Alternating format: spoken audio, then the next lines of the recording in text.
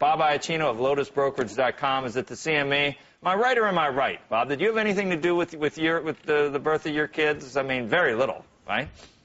I wouldn't know. All right. So head fakes, left, right. I don't know what. 300 up, 300 down. Every time it happens, we feel like, wow. When it was down, it was like, we got some serious problems. There's no V recovery. There's no jobs. When it's up, it's like, what were we thinking about?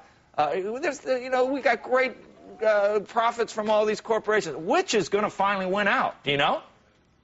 You're kind of anecdotal evidence for what's been going on, Joe. You get very frustrated lately over the up moves, and I don't blame you, because that's exactly what investors are going through. Yesterday felt like the first up move to me that had some retail volume behind it, had maybe some staying power.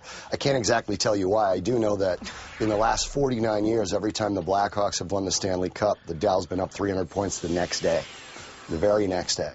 I just think there was some... It only happened one other time. It only happened one other time, didn't it? You can't argue with the numbers, Joe. You can't argue with the numbers. Twice. Yeah, you got a lot of evidence there, Bob. That's not quite the NFC indicator, for Super Bowl indicator. Some of the clients and some of the people we're talking to felt a little bit of calm in the market yesterday with the 300-point up move. It's the first time I've felt that, and the first time I've heard it from clients and other traders as well, like they might be able to sit long for a little while. Having said that, I'm not backing off what I said last time I was on with you guys. It is still a trader's market. Even the Main Street people that are in this thing now are traders. They're trader types. Okay, they're the types that have learned to believe once they've gotten 3, 4, 5, 6% in individual equities, individual shares, they might start to take some off the table. That's not how it was in the past, and that's how it is now. You know, they're issuing some debt over all across Europe, and I wonder when we can feel a little bit better that there's not going to be some unforeseen shoe dropping from the continent that keeps causing these hedge fund guys to de-risk or whatever it is. Is the de-risking over at this point? I don't think you can say it's over. I do think that, I still think the equity markets are going to be up somewhere between 9 and 11% by the end of the year. The earnings are there. The valuations right now promote buying in the institutional side of the world. But the problem is there's always something around the corner in today's climate. Realty Track is reporting that 94,000 new repossessions, those are record levels. In residential real estate. Those are going to go back on the market at some point.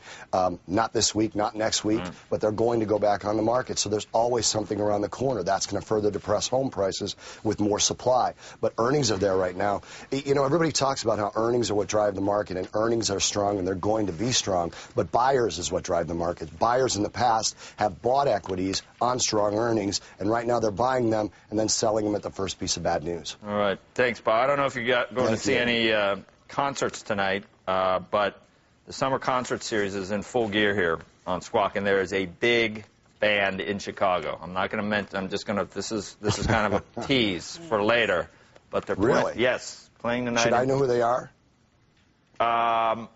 Maybe not. But there's a Blackhawks parade tonight. Yeah, I know. There's a black. Well, that's one of the big things happening, but also this concert tonight. Well, you watch later, and you'll see. In your hockey analogy, I'd probably be the goon on the ice right now. Right? Yeah. You guys would be the finesse players. I'd be the goon. Yeah. That's us. All right. Take care, guys. All right. You two have a good weekend.